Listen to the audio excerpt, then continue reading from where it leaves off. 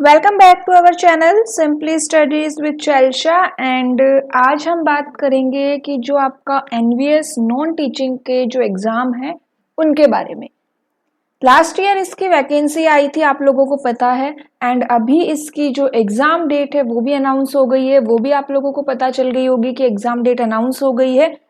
तो यहाँ पे जब हमने इसके सिलेबस के ऊपर बात की थी लास्ट ईयर, जब आपका वैकेंसी वाली एडवर्टाइजमेंट आई थी तो उसके अंदर सिलेबस गिवन था, तो वहाँ पे हमने सिलेबस की बात की थी एंड आपने देखा था कि कोई भी पोस्ट हो, हाँ कोई भी पोस्ट हो, उस हर पोस्ट में कंप्यूटर आपका आना ही आना है। ठीक है, एक दो पोस्ट थी जिसके अंदर कंप्यूटर नहीं आता है, बाकी मोस्टली जितनी भी पोस्ट है आपकी नॉन टीचिंग की उसके अंदर कंप्यूटर आता ही आता है। किसी के अंदर कंप्यूटर के कम क्वेश्चंस होते हैं, बेसिक कंप्यूटर फंडामेंटली होता है, एंड किसी के अंदर कंप्यूटर के एक्स्ट्रा क्वेश्चंस आते हैं, जैसे कि कंप्यूटर फंडामेंटल के साथ साथ उसके अंदर एमएस ऑफिस के भी क्वेश्चंस आ जाएंगे, आपको ऑपरेटिंग सिस्टम के क्वेश्चंस देखने को मिलेंगे, थोड़े बहुत नेटवर्किंग के भी आ जाएंगे, ब्लूटूथ वगैरह के बारे में भी आपको देखने को मिल जाएगा। इंफॉर्मेशन टेक्नोलॉजी एक्ट है आपका, IT act 2000, e governance, E democracy. तो ये सारे टॉपिक के आपके वो है जो मतलब कि जिसमें कंप्यूटर 30 मार्क्स का आने वाला है ना, 30 या उससे ज्यादा मार्क्स का आने वाला है, उनमें ये क्वेश्चंस इनसे रिलेटेड, इन टॉपिक से रिलेटेड क्वेश्चन आते हैं। ठीक है, तो जब मैंने आपको ये सिलेबस डिस्कस किया था तो उसके जस्ट बाद ही हमने इसकी प्लेलिस्ट स्टार्ट कर दी थी, एंड हमने क्या किया था कि जितने भी प्रीवियस ईयर क्वेश्चन पेपर हमें गूगल से मिले हमने उनको डाउनलोड किया, मैंने उनको डाउनलोड किया, एंड देन उसमें किस टॉपिक से क्वेश्चन आया है उस टॉपिक को हमने डिस्कस किया।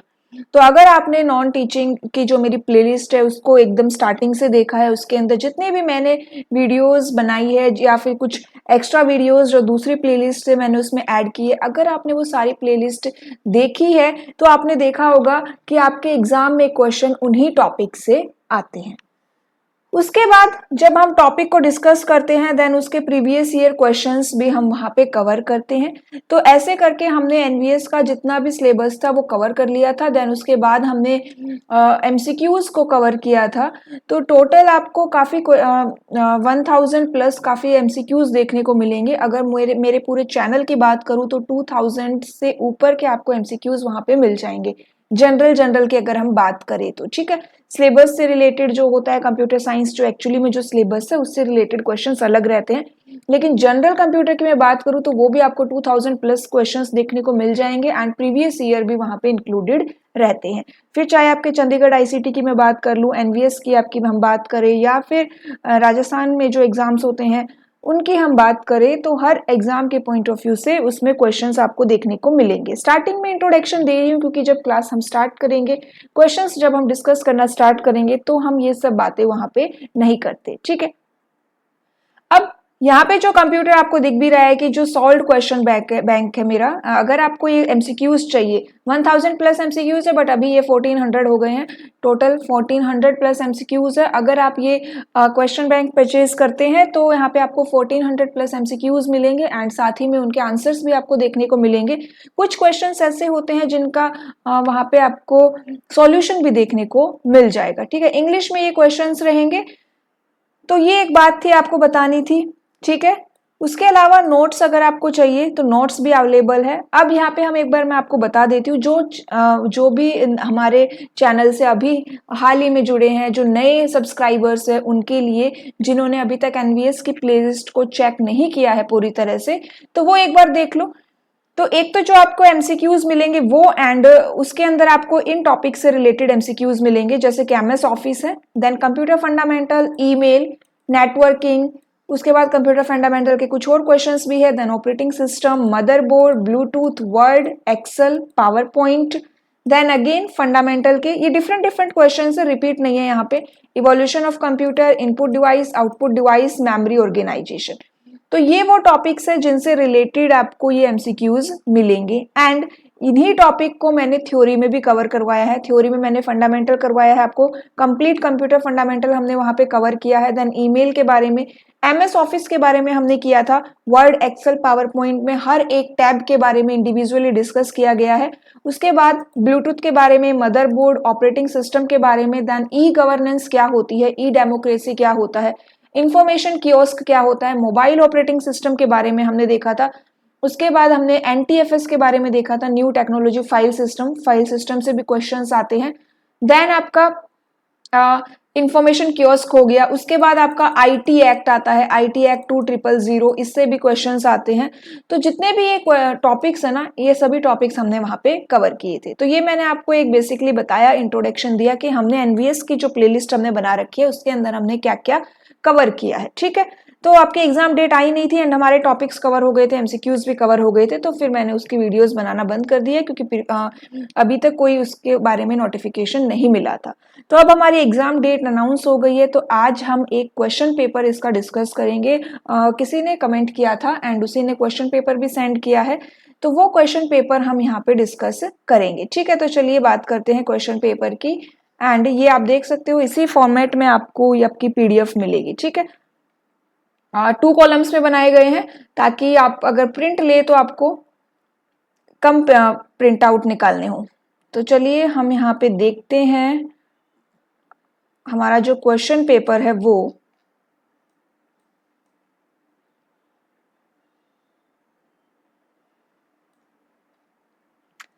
हाँ, तो ये हमारा क्वेश्चन है, आपका पेपर है जो एनवीएस का, MTS का भी आप बोल सकते हो या फिर JSA जूनियर सेक्रेटरीट का भी आप बोल सकते हो। 2022 का ये क्वेश्चन पेपर है। वैसे जब मैं क्वेश्चन आपको टॉपिक वाइज जब मैं करवा रही थी ना, तो वहां पे मैंने इन क्वेश्चंस को डिस्कस किया था, लेकिन आज हम क्या करेंगे, इस पूरे क्वेश्चन पेपर को एक ही साथ डिस्कस करेंगे। टोटल 30 क्वेश्चंस है यहाँ पे, इन 30 क्वेश्चंस को हम यहाँ पे डिस्कस करने वाले हैं।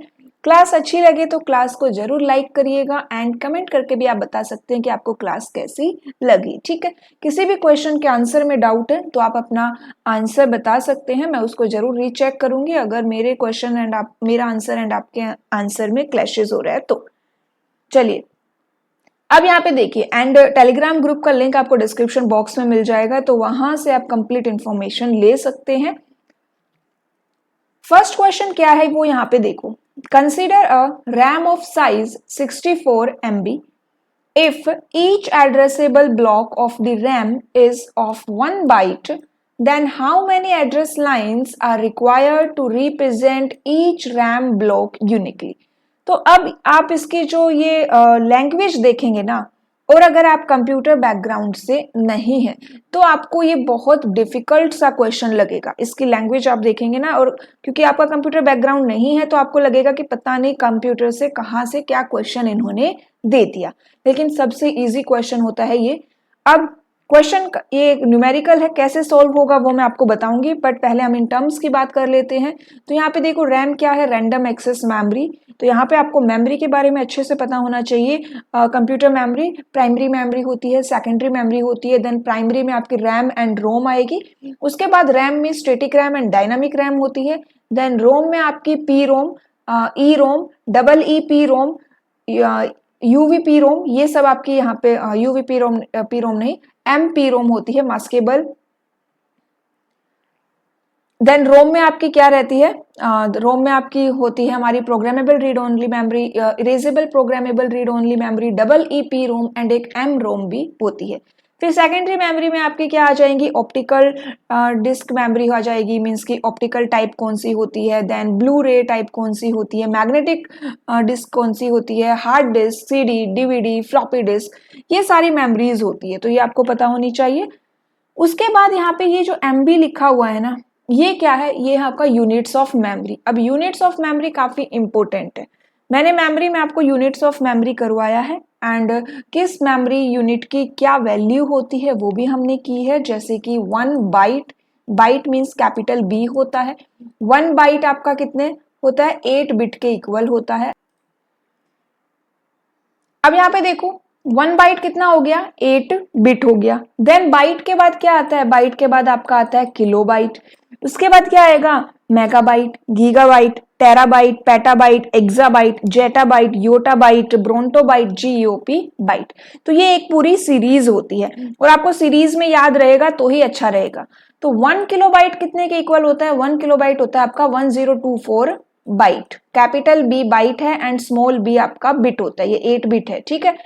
अब ये हो गया 1024 की फॉर्म में, लेकिन अगर हम इसे एक फॉर्म में और लिख सकते हैं, ठीक है, वो क्या है कि आप 1024 को इस तरह से लिख सकते हो 2 की पावर 10 बाइट। उसके बाद केबी के बाद हमारा क्या आता है? एमबी आता है। अब 1 MB कितना होता है? तो 1 MB होता है 1024 एंड इससे पहले क्या था? केबी था, तो यहाँ पे केबी ये लगा दो।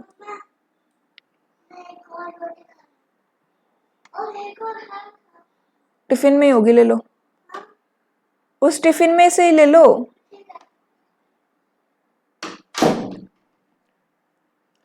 अब 1024 KB हो गया। देन आप इसे 2 की पावर 10 में कैसे लिखेंगे? तो यहाँ पे 1024 को आप कैसे लिख सकते हो? 2 की पावर 10 लिख सकते हो। देन यहाँ पे क्या हो जाएगा? KB हो जाएगा। अब आप इसे और शॉर्ट फॉर्म में लिख सकते हैं, एक्सपेंड कर सकते हैं। कैसे? KB को आप क्या कर सकते हो? KB की वैल्यू कितनी है? 2 की पावर 10। तो यहाँ पे KB की वैल्यू हो गई, देखो मल्टीप्लाई करके देखो आप, यहाँ पे KB की वैल्यू हो गई हमने 2 की पावर 10 एंड देन क्या आ गया? बाइट आ गया। अब 10 प्लस 10 कितना हो जाता है? 20 हो जाता है, तो 2 की पावर 20 बाइट हो गया, ठीक है। तो इसी तरह से अगर आपको सीक्वेंस याद है ना, तो आप किसी भी MB हो या GB हो, TB हो, किसी को भी आप इस तरह से एक्सपेंड कर सकते हैं। एंड ये 2 की पावर 10 वाली जो आपकी ये टर्म है ना, ये आपको पता होनी चाहिए, क्योंकि ये जो क्वेश्चन है ना, ये आप इसी तरह से सॉल्व कर पाएंगे। 2 की पावर 10 के फॉर्म से ही ये क्वेश्चन सॉल्व होगा। अब देखते हैं कैसे सॉल्व होगा। तो यहाँ पे आपको ज्यादा इस डेफिनेशन को समझने की रिक्वायरमेंट नहीं है एंड इतना डिटेलिंग में आपका और डिटेलिंग में तो आएगा नहीं, ठीक है। तो ये क्वेश्चन कैसे सॉल्व होगा वो देख लो। हमेशा आपको यहाँ पे कोई नंबर मिलेगा, ये 64 है, यहाँ पे कोई भी नंबर मिल सकता है, 8, 64, 256, कुछ भी नंबर मिल सकता है। एंड यहाँ पे MB की जगह आपको कोई भी यूनिट मिल सकती है, MB, GB, TB, कोई भी यूनिट आपको यहाँ पे गिवन रहेगी। आपको यहाँ पे 1 बाइट गिवन है, 1 बाइट गिवन है। अगर आपको 2 बाइट, 3 बाइट, 4 बाइट गिवन है तो वो उसके अकॉर्डिंग हो जाएगा। फिलहाल हमारा क्या है? 1 बाइट है। तो आपके लिए सिर्फ 2 टर्म यहाँ पे इंपॉर्टेंट है, 64 MB एंड 1 बाइट, ठीक है। अब यहाँ पे आपको क्या करना है इस क्वेश्चन के अंदर? इस क्वेश्चन के अंदर आप क्या करिएगा, जो आपको साइज सबसे बड़ा दिख रहा है ना, वो क्या है? 64 MB। तो 64 MB है और यहाँ पे जो स्मॉल साइज है वो किसमें है? बाइट। तो आप इस 64 MB को बाइट में कन्वर्ट कर लो, ठीक है। अगर यहाँ पे बिट होता ना तो हम इसे बिट में कन्वर्ट करते। बिट में कैसे करते? बिट में हमें पता है कि 1 byte is equals to 8 bit, तो ये 8 बिट हो जाता। अब हमें क्या करना है? 64 MB को बाइट में कन्वर्ट करना है। तो ये 64 इंटू में 1 MB। एंड अभी मैंने आपको बताया कि 1 MB कितने बाइट के इक्वल होता है? 2 की पावर 20 बाइट। तो यहाँ पे हमने लिख दिया 64 इंटू में 2 की पावर 20 बाइट, ठीक है। अब 64 को भी आपको 2 की फॉर्म में लिखना है, तो जब आप 2 इंटू 2 इंटू ऐसे करेंगे ना, तो यहाँ पे 64 कितना हो जाएगा? 64 हो जाएगा आपका 2 की पावर 6। अगर आप 2 की पावर 6 कैलकुलेट करेंगे तो 64 मिलेगा। देन 2 की पावर 26 बाइट। अब 20 प्लस 6 को क्या कर दो? ऐड कर दो। कितना हो गया? 2 की पावर 26 बाइट। अब हमें एड्रेस लाइन लेनी है, तो आपके लिए ये इंपॉर्टेंट नहीं है कि एड्रेस लाइन क्या होती है। आपको सिंपली क्या करना है कि जो पावर में आया है वो वैल्यू लेनी है। 26, तो आंसर क्या हो जाएगा? 26 हो जाएगा। अगर ये फॉर एग्जाम्पल यहाँ पे क्या होता? बिट होता, 1 बाइट की जगह यहाँ पे बिट आता, तो आप इसे क्या कर लेते? आप यहाँ पे लिख देते इनटू में 8 बिट। देन 8 को आप 2 की फॉर्म में लिखेंगे तो 2 की पावर 3 हो जाएगा। देन 26 प्लस 3 क्या हो जाएगा? 2 की पावर 29 बिट। तो इस तरह से हम इन क्वेश्चंस को सॉल्व करेंगे, ठीक है। समझ में आया कि कैसे हमने सॉल्व किया? अगर MB की जगह GB होता देन आपको 2 की पावर 30 वहां पे लिखना होता, ठीक है। चलिए नेक्स्ट क्वेश्चन देखते हैं। Which of the following statement is related to the operating system is true? It provides an environment in which users and application software can do work. It manages resources of the computer and allocates them to different user or tasks whenever required efficiently. देखो operating system क्या होता है? Operating system is an interface between the user and the hardware. Operating system OS user और hardware के बीच में interface होता है. It means in दोनों को वो कम्युनिकेट करवाता है. सिंपल सी लैंग्वेज में समझे तो जो आपके कंप्यूटर में विंडोज आप डालते हैं ना, वो विंडोज होती है ऑपरेटिंग सिस्टम. अगर आप विंडोज नहीं डालेंगे अपने सिस्टम में तो आप अलग से अपनी चेयर पर बैठे रहेंगे एंड आपका कंप्यूटर भी एक यहाँ पे बॉक्स की तरह रहेगा, उसको कोई वर्क नहीं करेगा. तो यूजर को हार्डवेयर से कम्युनिकेट करवाने के लिए हम ऑपरेटिंग सिस्टम का यूज करते हैं. बेसिकली ऑपरेटिंग सिस्टम क्या होता है? एक सिस्टम सॉफ्टवेयर होता है. सिस्टम सॉफ्टवेयर वो होते हैं जो कंप्यूटर जो सिस्टम के लिए बनाए जाते हैं, कंप्यूटर के लिए बनाए जाते हैं. एंड दूसरा ऑपरेटिंग सिस्टम क्या करते हैं कि एक एनवायरनमेंट प्रोवाइड करते हैं जिससे कि बाकी एप्लीकेशंस अपना काम कर सके. कंप्यूटर के अंदर बेसिकली सारे काम ऑपरेटिंग सिस्टम ही देखता है. फाइल मैनेजमेंट, रिसोर्स मैनेजमेंट, जितने भी मेमोरी मैनेजमेंट, ये सारे काम कौन देखता है? ऑपरेटिंग सिस्टम देखता है. ऑपरेटिंग सिस्टम की डिटेलिंग के लिए आप क्लास देख सकते हैं जिसके अंदर मैंने ऑपरेटिंग सिस्टम, उसके characteristics, types of operating system वहां पे करवाए हैं. ठीक है, तो ये मैंने आपको बताया कि भाई ऑपरेटिंग सिस्टम एनवायरनमेंट देता है जिससे कि यूजर एंड एप्लीकेशन सॉफ्टवेयर अपना काम कर सके. एप्लीकेशन सॉफ्टवेयर जैसे आपका एमएस ऑफिस हो गया, पेंट हो गया, ये एप्लीकेशन सॉफ्टवेयर होते हैं. दूसरा, ये रिसोर्सेज को भी मैनेज करता है, जो मैंने आपको रिसोर्स मैनेजमेंट करवाया. ठीक है, तो यहाँ पे ऑप्शन 3 आपका आंसर रहेगा, बोथ 1 एंड 2. नेक्स्ट क्वेश्चन है हमारा, which of the following operating system can be classified as both multitasking and multi programming? MS DOS, Windows 10, Linux. अब multitasking operating system and multi programming, ये दोनों मैंने types of operating system में करवाए थे. ठीक है, तो मल्टीटास्किंग क्या होता है? मल्टीटास्किंग भाई वो होता है जिसके अंदर एक साथ साइमल्टेनियसली कई काम आप परफॉर्म कर सकते हैं, वो मल्टीटास्किंग होता है. एंड देन मल्टी प्रोग्रामिंग होता है भाई जिसमें साइमल्टेनियसली मोर देन 1 प्रोग्राम वहां पे एग्जीक्यूट हो सकते हैं. ठीक है, डिटेलिंग के लिए क्लास चेक कर लीजिएगा. तो जो एमएस डोस होता है, डिस्क ऑपरेटिंग सिस्टम इसकी फुल फॉर्म रहेगी. इसमें आप क्या कर सकते हो? एक टाइम पे एक ही काम कर सकते हो, एक टाइम पे एक ही प्रोग्राम यहाँ पे एग्जीक्यूट होता है. ये ना तो मल्टीटास्किंग है ना ही मल्टी प्रोग्रामिंग है, ये single user, single tasking, single program. ठीक है, विंडोज 10 एंड आपका जो लिनक्स है, ये दोनों मल्टीटास्किंग एंड मल्टी प्रोग्रामिंग के एग्जाम्पल रहेंगे. लिनक्स आपका ऑपरेटिंग सिस्टम ही होता है. तो आपका आंसर क्या हो जाएगा? 2nd and 3rd. चलिए नेक्स्ट क्वेश्चन है हमारा, Which of the following statement about information kiosk is false? तो information kiosk की एक अलग से आपको क्लास मिल जाएगी. ठीक है, information kiosk क्या होता है, कियोस्क क्या होता है, देन कियोस्क कितने टाइप के होते हैं, वे फाइंडिंग कियोस्क, इंफॉर्मेशन कियोस्क, ऐसे और भी कियोस्क होते हैं जो मैंने वहां पे डिस्कस किए हैं. ठीक है, एंड इंफॉर्मेशन कियोस्क के क्या कैरेक्टरिस्टिक्स होते हैं वो हमने वहां पे कवर किए थे. अभी मैं फिर से इन सब बातों को रिपीट नहीं करूंगी क्योंकि फिर आपकी क्लास क्या हो जाएगी, बहुत लेंथी हो जाएगी, क्योंकि ये वो क्वेश्चन पेपर है जिसके अंदर बेसिकली आपके एनवीएस के सारे इंपॉर्टेंट टॉपिक्स को कवर किया गया था. ठीक है, तो यहाँ पे जितने भी हर एक क्वेश्चन से एक इंपॉर्टेंट टॉपिक बनता है, तो आप क्लास देख सकते हैं. अब वैसे मैं आपको इंफॉर्मेशन कियोस्क बता देती हूँ कि क्या होता है. तो कियोस्क एक आपकी सेल्फ सर्विस कर देती है, सेल्फ सर्विसिंग के लिए एक मशीन होती है.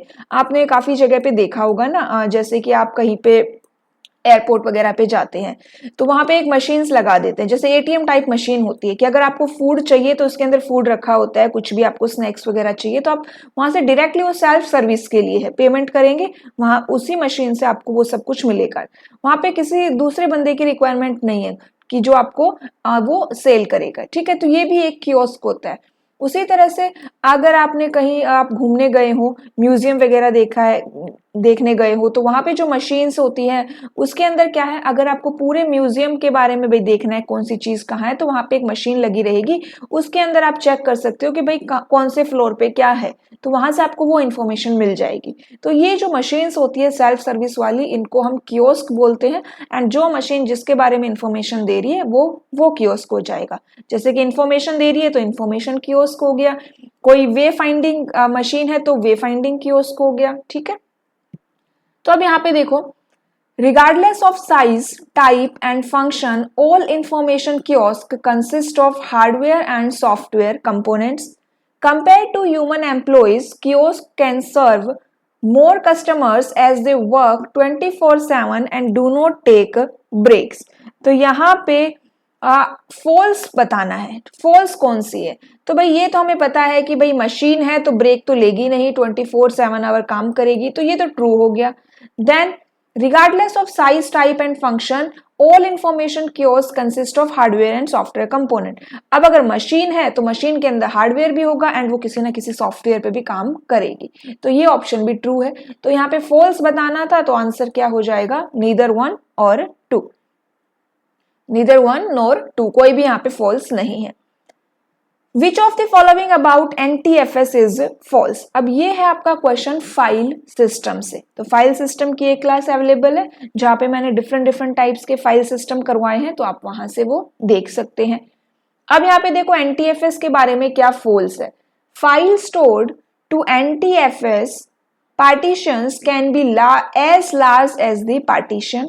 फॉल्स बताना है, पहले तो ये देख लेना कि ट्रू बताना है कि फॉल्स बताना है। NTFS partitions cannot extend beyond 8 GB. NTFS stand for New Technology File System. NTFS partitions can be read from and written to by Windows and Linux system. तो जो फाइल सिस्टम होते हैं ना, बेसिकली वो file को organise करने के लिए यूज होते हैं। डिफरेंट टाइप्स के फाइल सिस्टम होते हैं। एक सबसे पहले जो आया था ना वो FTS था, ठीक है, तो FTS था, उसके बाद इसके वर्जन्स आने लगे, तो उन्हीं में एक आता है आपका NTFS। अब NTFS की फुल फॉर्म होती है न्यू टेक्नोलॉजी फाइल सिस्टम, ठीक है। तो ऑप्शन 3 तो हमारा ट्रू है। देन हमारा file stored to NTFS partition can be as large as the partition, ये भी ट्रू रहेगा। NTFS partitions can be read from and written to by Windows and Linux। अब जब मैंने आपको फाइल सिस्टम करवाया था तो वहां पे मैंने आपको बताया था कि भाई कौन सा फाइल सिस्टम किस ऑपरेटिंग सिस्टम के लिए वर्क करेगा, तो NTFS विंडोज एंड लिनक्स दोनों के लिए वर्क करता है। ऑप्शन 2 यहाँ पे फॉल्स है। जो NTFS पार्टीशन कह रहा है कि 8 GB से ज्यादा एक्सटेंड नहीं हो सकता, ये फॉल्स है। हम 8 GB से ज्यादा एक्सटेंड उसको कर सकते हैं, ठीक है। अब ये सब पॉइंट्स मैंने आपको क्लास में करवाए थे, अगर आपने क्लास देखी है तो आपको याद आ रहा होगा। नेक्स्ट क्वेश्चन देखो, फिर से ये एक न्यूमेरिकल है। A computer system generally has a memory storage to store large amount of data permanently. Which of the following options represent the storage space capacity that is equivalent to 16 GB? अब ये पूरी statement छोड़ दो, आपको कोई मतलब नहीं है उससे, आप सिर्फ ये देख लो 16 GB यहाँ पे गिवन है, तो और आंसर में क्या गिवन है? KB एंड MB और 2 की पावर में है। तो आपको सिंपली क्या करना है, जैसे अभी हमने फर्स्ट क्वेश्चन में किया, आप उसको 16 GB को 2 की पावर में लिखेंगे। एक बार आप KB की फॉर्म में लिखेंगे, एक बार आप MB की फॉर्म में लिखेंगे एंड देखेंगे कौन सा आंसर करेक्ट है। तो देखो कौन सा आंसर करेक्ट है, 16 इंटू में 1 GB। अब आपको ये पता होना चाहिए कि 1 GB कितने के इक्वल होता है। तो सीरीज है आपकी किलोबाइट, मेगाबाइट, गीगाबाइट, ठीक है, गीगाबाइट, गीगाबाइट से ऊपर मेगाबाइट आता है, देन किलोबाइट आता है।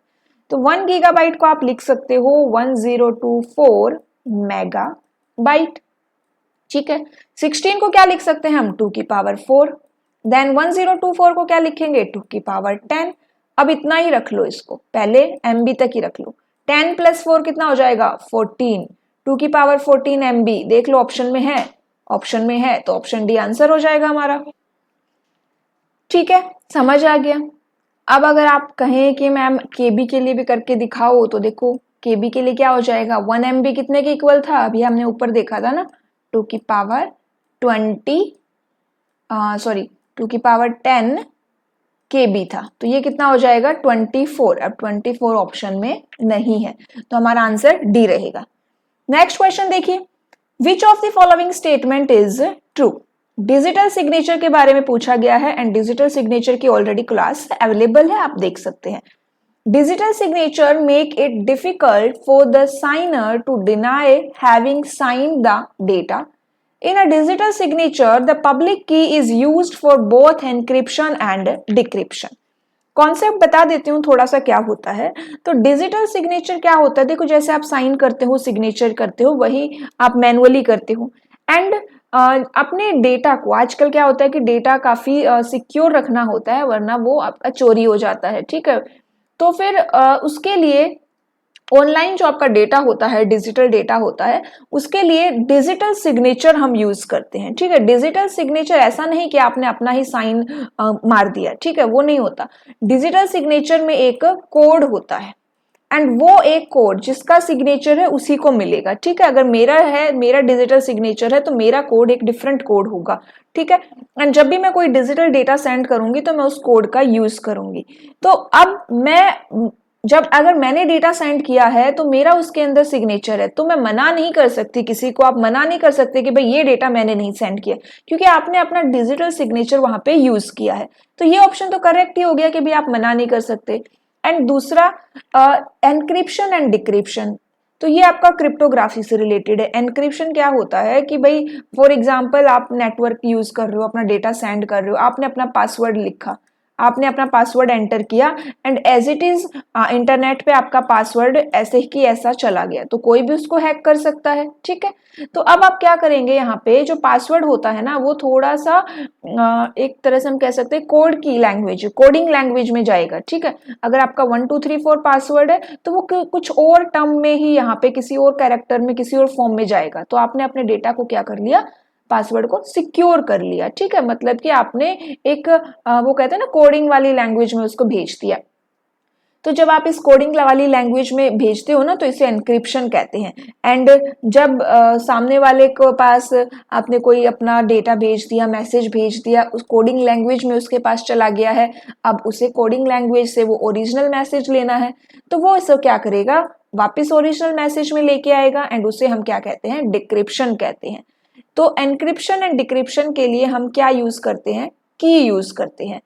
पब्लिक की क्या होती है, पब्लिक की होती है बेसिकली जो आप एनक्रिप्शन के लिए यूज करते हैं, मींस की ओरिजिनल मैसेज से कोडिंग लैंग्वेज में डालने के लिए। एंड पब्लिक की को कोई भी यूज कर सकता है, लेकिन जिसको कोडिंग लैंग्वेज का मैसेज मिला है उसे ओरिजिनल मैसेज में कन्वर्ट करना है, उसके लिए वहां पे एक दूसरी की यूज होती है, वो होती है प्राइवेट की, एंड वो केवल इसी के पास रहेगी।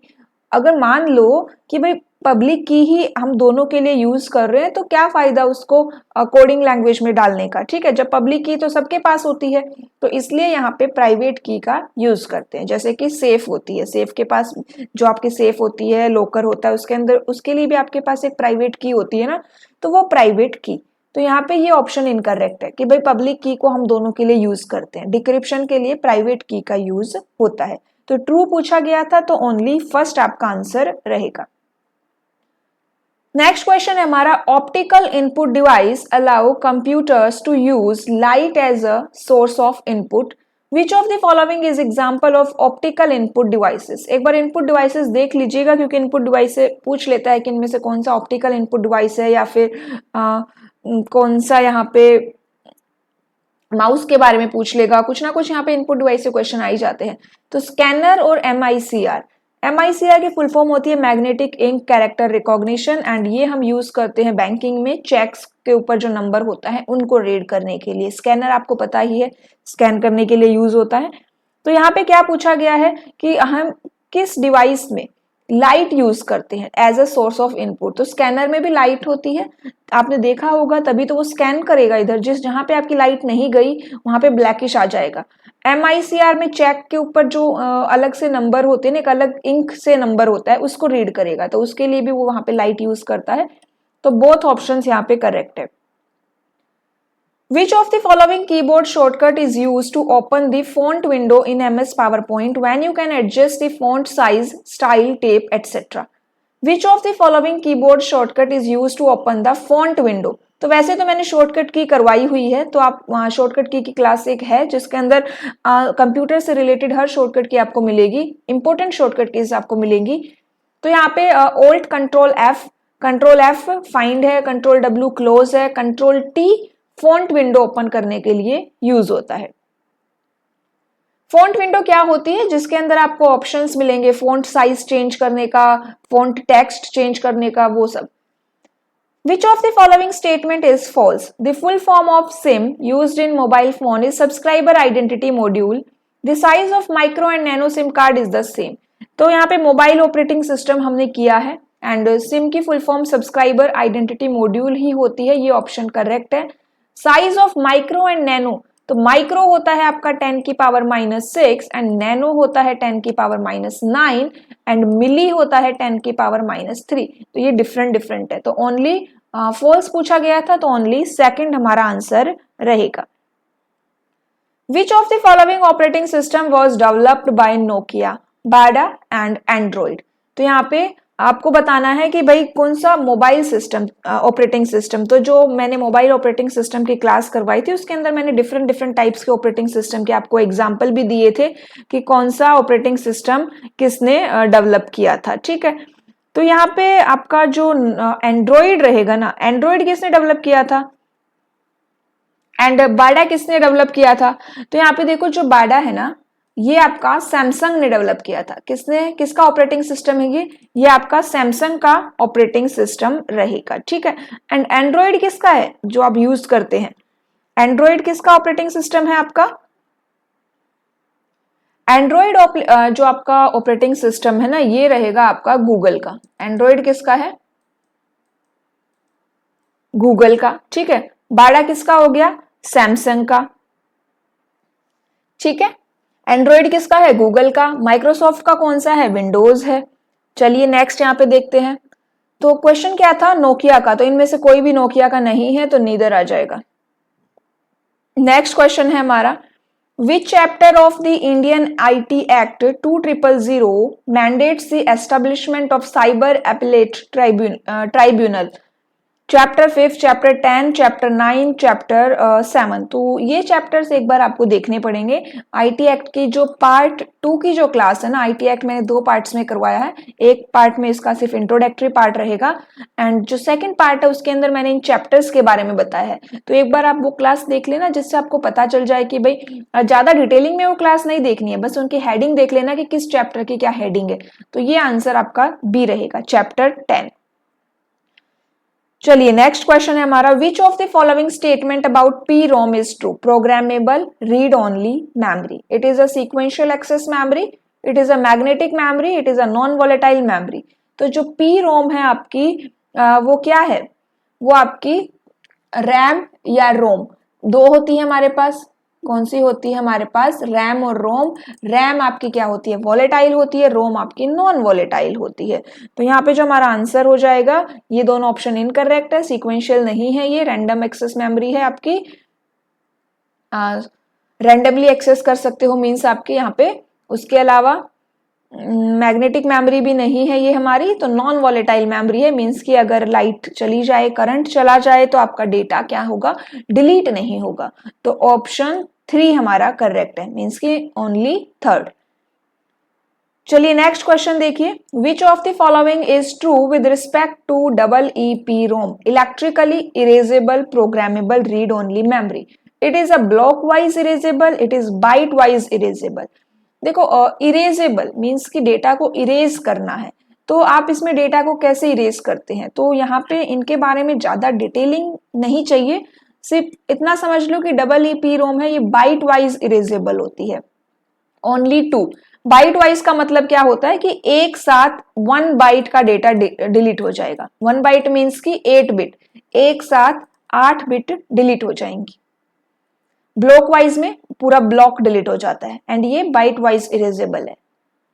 विच of the following is the benefit of using e governance? तो ई गवर्नेंस की क्लास अवेलेबल है, क्लास देख लेना। यहाँ पे क्या बेनिफिट है ई गवर्नेंस का? रिड्यूस्ड करप्शन, हाई ट्रांसपेरेंसी, तो दोनों ही बेनिफिट होते हैं, ठीक है। तो दोनों करेक्ट है यहाँ पे, ऑप्शन 4 हमारा आंसर रहेगा। Which of the following CPU register is used to store data and intermediate results produced by the ALU?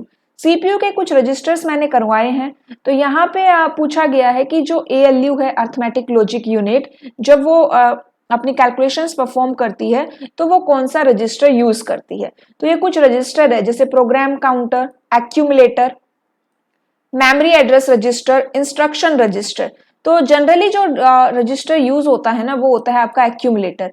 Program counter क्या करता है कि नेक्स्ट कौन सा इंस्ट्रक्शन एग्जीक्यूट होगा उसका एड्रेस अपने पास रखता है। मेमोरी एड्रेस रजिस्टर, मेमोरी यहाँ पे मेमोरी का जो एड्रेस है उसको स्टोर करेगा। इंस्ट्रक्शन रजिस्टर, कौन सा इंस्ट्रक्शन करंटली कौन सा इंस्ट्रक्शन एग्जीक्यूट हो रहा है उसकी इंफॉर्मेशन रखेगा। प्रोग्राम काउंटर नेक्स्ट इंस्ट्रक्शन की and instruction register current instruction की इंफॉर्मेशन रखता है। Which of the following software is also called language processor? Assembler and compiler, adware, database management system, spreadsheet software. Language processor या फिर आप यहाँ पे translator भी कह सकते हो। तो 3 ट्रांसलेटर होते हैं हमारे पास, असेंबलर, कंपाइलर और इंटरप्रेटर। ऑप्शन 1 आंसर है। Which of the following is not valid characteristics of a computer system? IQ, accountability, versatility, diligence. तो कंप्यूटर की कैरेक्टरिस्टिक IQ भी नहीं है एंड अकाउंटेबिलिटी भी नहीं होती, वर्सेटाइल एंड डिलीजेंस होती है। तो ऑप्शन हमारा फर्स्ट एंड सेकंड यहाँ पे रहेगा, option second. Which of the following is a valid category of information kiosk? Freestanding kiosk, wall mounted kiosk. तो इंफॉर्मेशन कियोस्क आपके कौन सी कैटेगरी में अवेलेबल है? तो फ्री स्टैंडिंग भी मिलते हैं और वॉल माउंटेड भी मिलते हैं, तो दोनों ही करेक्ट है, बोथ आंसर रहेगा। File and directory names in NTFS can be up to characters long including any extension. 128, 512, 511, 255। तो ये याद रख लेना 255 होता है, ठीक है। इससे पहले जो क्वेश्चन आया था उसमें क्या पूछा गया था कि भाई 8 बाइट से ज्यादा एक्सटेंड नहीं हो सकता, 8 से ज्यादा, तो ये यहाँ पे 255 होता है। Which of the following looks like an upside down mouse that requires the ball to be rotated manually with a finger for moving the cursor on the computer screen? Digitizer आप टैबलेट को बोलते हैं, track ball, joystick, light pen. Joystick हम flights में use करते हैं, ठीक है, गेम्स खेलने में यूज करते हैं। तो यहाँ पे आपका आंसर रहेगा track ball. Identify whether the given statement are true और false. Both dynamic RAM and cache memory have the same access speed. Both static RAM and dynamic RAM can be used as main memory in a computer system. तो यहाँ पे जो cache memory होती है ना, fastest होती है आपकी। डायनामिक रैम और कैश मेमोरी की सेम स्पीड नहीं होती। कैश मेमोरी के ऊपर क्लास अवेलेबल है, वो देख सकते हो आप वहां पे, ठीक है। उसके अलावा static RAM and dynamic RAM दोनों को हम मेन मेमोरी की तरह यूज करते हैं। तो 4 आंसर आपका करेक्ट रहेगा। ऑप्शन 1 फॉल्स है, ऑप्शन 2 ट्रू है। अब यहाँ पे आपको एक पैराग्राफ देखने को मिलता है। 5 क्वेश्चंस एक पैराग्राफ से होते हैं, 5 क्वेश्चन सेकंड पैराग्राफ से होते हैं। तो ये पैराग्राफ यहाँ पे गिवन है, ठीक है। अब यहाँ पे देखिए, how many first line indentation have been used in given sample document. First line indentation कितनी यूज की गई है इस पैराग्राफ में? ये पैराग्राफ है आपका, ठीक है। अब उसके लिए आपको ये पता होना चाहिए कि फर्स्ट लाइन इंडेंटेशन क्या होता है। तो फर्स्ट लाइन इंडेंटेशन होता है कि जब भी आप कोई पैराग्राफ लिखे ना, तो उस लाइन, उसकी जो पहली लाइन है उसमें आप बाकी लाइनों से ज्यादा स्पेस का यूज करें। तो यहाँ देखिए, ये जो पैराग्राफ है इसकी सभी लाइनें यहाँ पर है एंड यहाँ इस लाइन में ज्यादा स्पेस दिया गया है, ठीक है। बाकी सब में कोई स्पेस नहीं है, कोई भी स्पेस नहीं है। तो एक ही ऐसी लाइन है जिसके अंदर फर्स्ट लाइन इंडेंटेशन यूज हुआ है, तो आंसर क्या हो गया? 1 हो गया। सेकंड क्वेश्चन है, the first paragraph of the given sample document contains a drop cap. Which of the following menu tabs in MS Word 2016 contains this feature? View, home, reference, insert. Drop cap क्या होता है? ये होता है कि आपने एक लेटर को इतना बड़ा यहाँ पे कर दिया, इसे ड्रॉप कैप कहते हैं। कहाँ पे मिलता है? इंसर्ट टैब में मिलता है। तो ऑप्शन 4 करेक्ट है। The sample document is designed using a 2-column format. Which of the following menu tab in MS Word 2016 contains this feature? 2 format means कि 2 कॉलम आपने यहाँ पे यूज किया, कुछ डेटा यहाँ मिला है, नेक्स्ट यहाँ पे मिल गया। 3 कॉलम यूज करोगे तो यहाँ पे एक और पैरा आ जाएगा, 4 कॉलम करोगे तो 4 आ जाएगा। अब ये कॉलम्स आप कहाँ से ऐड करते हो? तो ये आपको मिलता है फीचर लेआउट टैब में। तो ऑप्शन 2 करेक्ट है। The first sentence of the third paragraph is underlined with double lines. तो यहाँ पे देखिए, डबल लाइन्स यहाँ पे यूज की गई है। सिंगल अंडरलाइन क्या होती है? Control U। अब डबल अंडरलाइन यहाँ पे यूज की गई है, तो आपकी शॉर्टकट की कौन सी यूज होगी? तो ये मैंने आपको करवाया भी है ये क्वेश्चन, ठीक है। यहाँ पे आपका आंसर क्या हो जाएगा? Control shift D। ऑप्शन 1 हमारा आंसर रहेगा। कंट्रोल शिफ्ट डी हम यूज करते हैं डबल अंडरलाइन के लिए। नेक्स्ट पैराग्राफ आपका एमएस एक्सेल का गिवन है। अब यहाँ पे कुछ 5 क्वेश्चंस दिए गए हैं। अब ये जो क्वेश्चंस आप तब सोल्व करेंगे जब आपको एक्सेल के फॉर्मूलेज आते हैं, फॉर्मूला आते हैं। तो यहाँ पे फर्स्ट जो है आपका फॉर्मूला सीलिंग B110। अब ये यहाँ पे फॉर्मूला गिवन है, आपको आंसर बताना है। तो देखो सीलिंग फंक्शन क्या होता है, सबसे पहले तो वो समझो। सीलिंग फंक्शन के अंदर 2 वैल्यूज गिवन होती है, 1 वैल्यू भी गिवन हो सकती है, लेकिन यहाँ पे मैं 2 वैल्यू का बता रही हूँ। फर्स्ट वैल्यू आपका नंबर रहेगा, सेकंड वैल्यू जो यहाँ पे आप दोगे वो आपको सिग्निफिकेंस कहते हैं या फिर आप मल्टीपल। ये मैंने आपको जब करवाए थे ना ये फॉर्मूले, तब मैंने आपको इनका एग्जाम्पल भी दिया था। अब यहाँ पे 4 एग्जाम्पल, एक सिंपल सा एग्जाम्पल मैं आपको बताऊं यहाँ पे कि यहाँ पे B1 है। B1 की जगह पहले तो ये देखो, ये है B और ये है 1। तो B1 पे आपको क्या वैल्यू मिली है 45, तो यहाँ पे क्या हो गया 45। सेकंड आपको 10 मिला है। अब आप 10 की टेबल लिख लो, यहाँ पे क्या लिख लो, अपनी 10 की टेबल लिख लो, जहां तक लिखनी है वहां तक लिख लो, ठीक है। अब यहाँ पे फर्स्ट नंबर क्या है 45। 45 नंबर कहां पर आएगा, देखें तो यहां कहीं, यहाँ 40 और 50 के बीच में आएगा, ठीक है, आ गया। अब उसके बाद हमें कौन सा फंक्शन यूज करना है, सीलिंग फंक्शन यूज करना है। तो सीलिंग फंक्शन क्या करेगा, देखो अब आंसर में आपके पास 40 है और 45 भी है और 50, 46 तो आएगा ही नहीं, ठीक है, 3 ऑप्शन है आपके पास। तो सीलिंग फंक्शन क्या करेगा, आपको जो लार्जेस्ट वैल्यू है ना वो देगा। तो 40, 45 और 50 में जो लार्जेस्ट है वो क्या है 50, तो हमारा आंसर क्या हो गया 50 हो गया। इसी तरह से एक और फंक्शन भी होता है, वो क्या है फ्लोर। सेम एग्जांपल समझो, फ्लोर आपने टेबल लिख ली, नंबर आपको 45 गिवन है। अब फ्लोर क्या करेगा, जो सबसे स्मॉलेस्ट वैल्यू है वो आंसर में देगा। तो स्मॉलेस्ट और स्मॉलेस्ट आपको इन्हीं 3 में से चेक करनी है, ठीक है। जो नंबर गिवन है 45 वो उससे एक पहले और एक ज्यादा, तो यहाँ पे 40 स्मॉलेस्ट है, तो फ्लोर हमें आंसर में 40 देगा, ठीक है। सील फंक्शन मैक्सिमम वाली वैल्यू देता है, फ्लोर फंक्शन स्मॉलर वाली वैल्यू देता है, ठीक है। जो यहाँ पे नंबर गिवन है, यहाँ पे अगर 2 गिवन होता तो आपको 2 की टेबल लिख लेनी है, 2, 4, 6, 8, 10, 20, ठीक है। 2 की टेबल लिखेंगे, उसके बाद अपने नंबर मैच करेंगे। तो जो यहाँ पे नंबर है उसकी टेबल लिख लेना, ठीक है। देन जो नंबर यहाँ पे गिवन है उसके एक नंबर पहले वाला और एक नंबर बाद वाला चेक करेंगे। सीलिंग है तो बाद वाला आंसर हो जाएगा, फ्लोर है तो पहले वाला आंसर हो जाएगा। नेक्स्ट क्या है, what is the absolute address of the cell containing the value 213। अब एड्रेस होते हैं एब्सोल्यूट भी, रिलेटिव भी, तो ये एक क्लास अलग से मैंने बताई है जिसके अंदर हम इनके बारे में समझते हैं। फिलहाल के लिए बता देती हूँ कि एब्सोल्यूट एड्रेस कैसे फाइंड आउट करोगे, बट डिटेलिंग के लिए क्लास देख लेना, क्योंकि डेफिनेशन से भी क्वेश्चन आ जाते हैं। वैल्यू है 213, 213 यहां पर है। 213 का एड्रेस देखो E एंड 5, एड्रेस हमेशा इस तरह से लिखते हैं, पहले आपको अल्फाबेट लिखना है उसके बाद नंबर लिखना है E5। जब आप एब्सोल्यूट की बात करते हैं तो आपको डॉलर यूज करना है, E से पहले डॉलर लगा दो, 5 से पहले डॉलर लगा दो, $E $5 इसका आंसर हो जाएगा ऑप्शन 2।